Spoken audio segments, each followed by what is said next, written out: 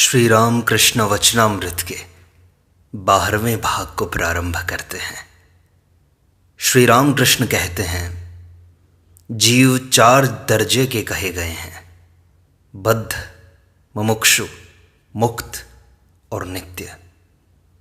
संसार मानो जाल है और जीव है मछली। ईश्वर, यह संसार जिनकी माया है, वे मछुआरे हैं।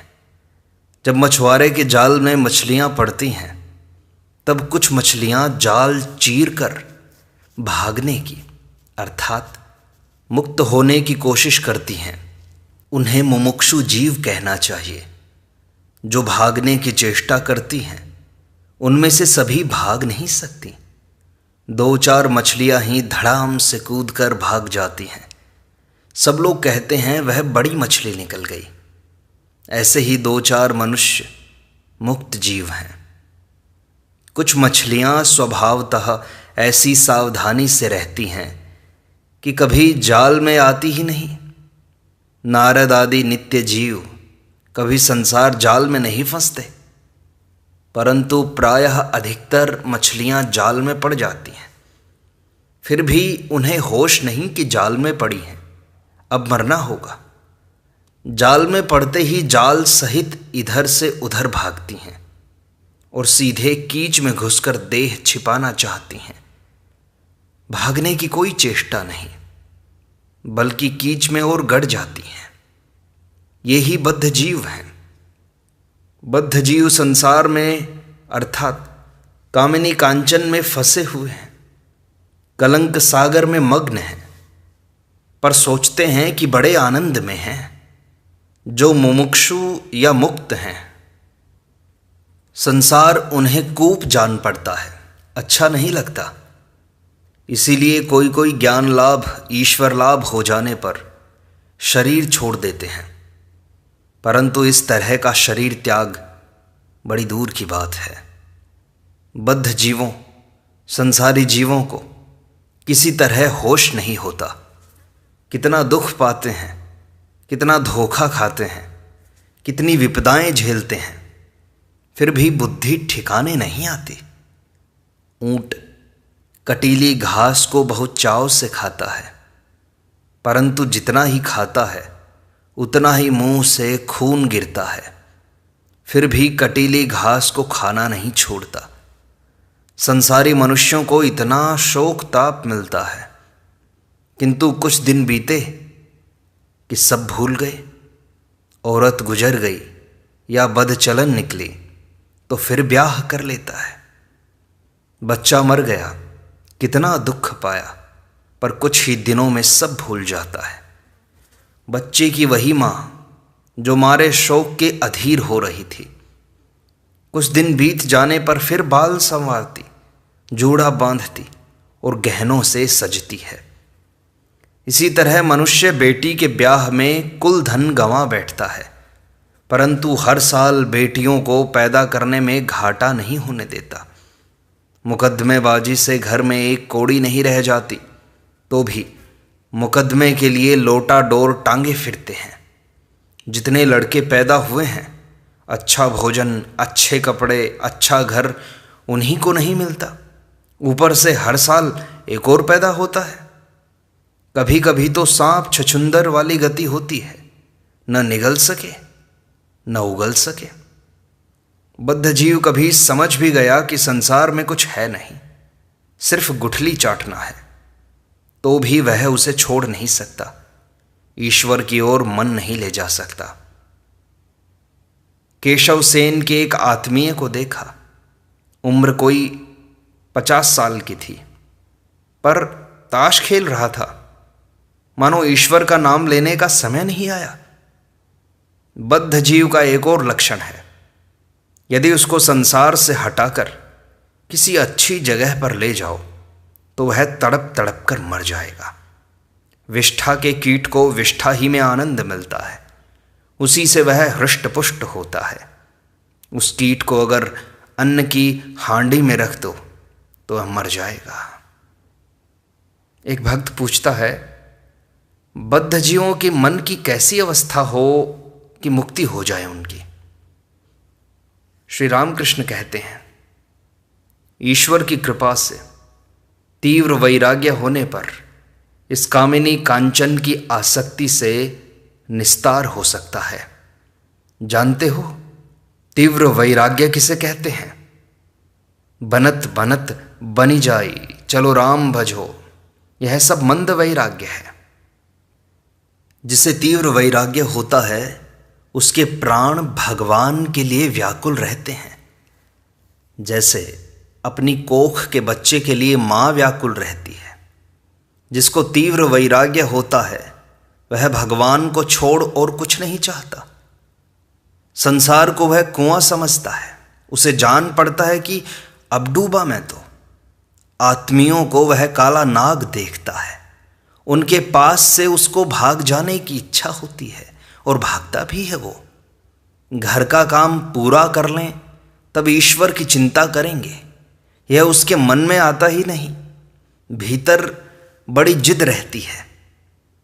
तीव्र वैराग्य किसे कहते हैं, इसकी एक कहानी सुनो जरा। किसी देश में एक बार वर्षा कम हुई। किसान नालियां काट काट कर दूर से पानी लाते थे। एक किसान बड़ा हठी था।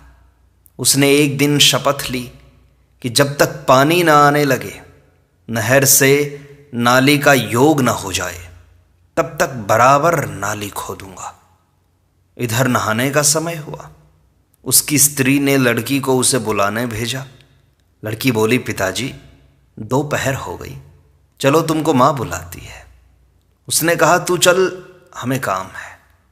दोपहर ढल गई पर वह काम पर डटा रहा, नहाने का नाम न लिया। तब उसकी स्त्री खेत में आकर बोली, नहाओगे कि नहीं? रोटियां ठंडी हो रही हैं। तुम तो हर काम में हठ करते हो। काम कल करना या भोजन के बाद करना। गालियां देता हुआ कुदाल उठाकर किसान स्त्री को मारने दौड़ा। बोला, तेरी बुद्धि मारी गई है क्या? देखती नहीं कि पानी नहीं बरसता? खेती का काम सब पड़ा है। अब की बार लड़के बच्चे क्या खाएंगे? सबको भूख से मरना पड़ेगा। हमने यही ठान लिया है कि खेत में पहले पानी लाएंगे, नहाने खाने की बात बाद में होगी। मामला टेढ़ा देखकर उसकी स्त्री वहां से लौट पड़ी। किसान ने दिन भर जी तोड़ मेहनत करके शाम के समय नहर के साथ नाली का योग कर दिया। फिर एक किनारे बैठकर देखने लगा किस तरह नहर का पानी खेत में कल कल स्वर से बहता हुआ आ रहा है। तब उसका मन शांति और आनंद से भर गया। घर पहुंचकर उसने स्त्री को बुलाकर कहा, ले आ अब डोलो रस्सी। स्नान भोजन करके निश्चिंत होकर फिर वह सुख से खर्राटे लेने लगा। जिद यह है और यही तीव्र वैराग्य की उपमा है। खेत में पानी लाने के लिए एक और किसान गया था। उसकी स्त्री जब गई और बोली, धूप बहुत हो गई, चलो अब इतना काम नहीं करते। वह चुपचाप कुदाल एक और रखकर बोला, अच्छा तू कहती है तो चलो। वह किसान खेत में पानी न ला सका। यह मंद वैराग्य की उपमा है। हठ बिना जैसे किसान खेत में पानी नहीं ला सकता, वैसे ही मनुष्य ईश्वर दर्शन नहीं कर सकता। श्री रामकृष्ण विजय से पूछते हैं, पहले तुम इतना आते थे पर अब क्यों नहीं आते? विजय कहते हैं, यहाँ आने की बड़ी इच्छा रहती है, परंतु अब मैं स्वाधीन नहीं हूँ, ब्रह्म समाज में नौकरी करता हूँ। श्री रामकृष्ण कहते हैं, कामिनी कांचन जीव को बांध लेते हैं। जीव की स्वाधीनता चली जाती है। कामिनी ही से कांचन की आवश्यकता होती है, जिसके लिए दूसरों की गुलामी की जाती है। फिर स्वाधीनता नहीं रहती। फिर तुम अपने मन का काम नहीं कर सकते। जयपुर में गोविंद जी के पुजारी पहले पहल अपना विवाह नहीं करते थे। तब वे बड़े तेजस्वी थे। एक बार राजा के बुलाने पर भी वे नहीं गए और कहा, राजा ही को आने को कहो। फिर राजा और पंचों ने मिलकर उनका विवाह करा दिया। तब राजा से साक्षात करने के लिए किसी को बुलाना नहीं पड़ा। वे खुद हाजिर होते थे। कहते महाराज आशीर्वाद देने आए हैं, यह निर्माल्य लाए हैं, धारण कीजिए। आज घर बनवाना है, आज लड़के का अन्नप्राशन है, आज लड़के का पाठशाला जाने का शुभ मुहूर्त है, इन्हीं कारणों से आना पड़ता है। 1200 भगत और 1300 भक्तिन वाली कहावत तो जानते हो ना। नित्यानंद गोस्वामी के पुत्र वीरभद्र के 1300 भगत शिष्य थे। जब वे सिद्ध हो गए तब वीरभद्र डरे।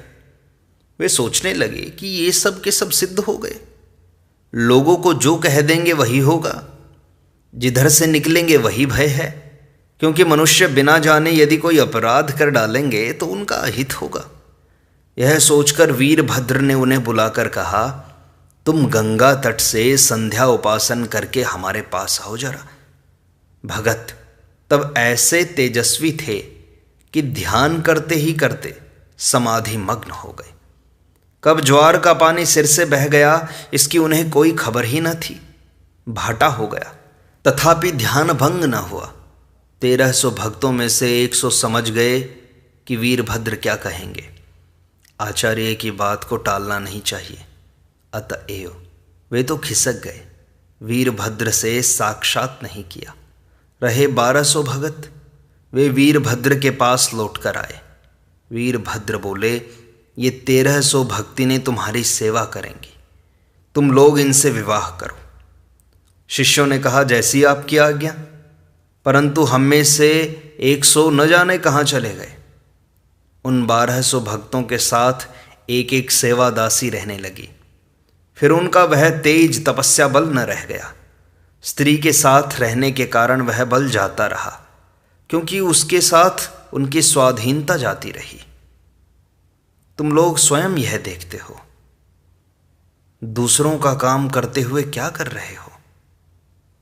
और देखो, इतनी परीक्षाएं पास करने वाले, इतनी अंग्रेजी जानने वाले पंडित नौकरी करते हुए सुबह शाम मालिकों के बूट की ठोकरें खाते हैं। इसका कारण है केवल कामिनी।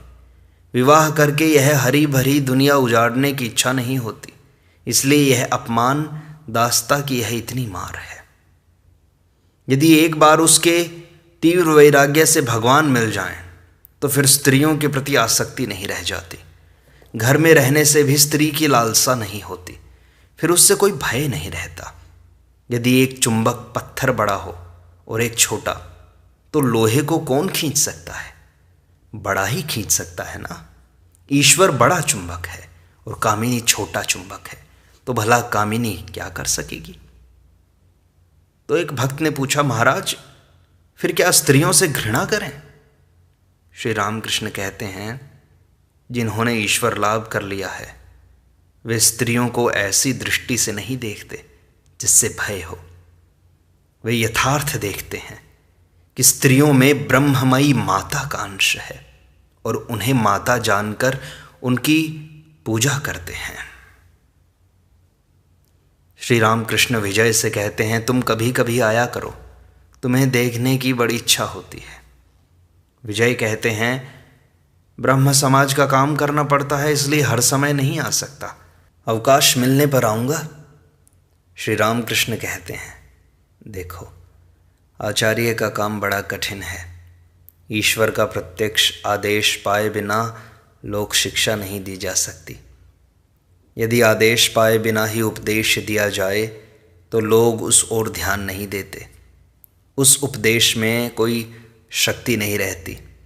पहले साधना करके या जिस तरह हो ईश्वर को प्राप्त कर लो, उनकी आज्ञा मिलने पर फिर लेक्चर दिया जा सकता है। उस देश में हालदार पुकुर नाम का एक तालाब है। उसके बांध पर लोग पाखाना किया करते थे।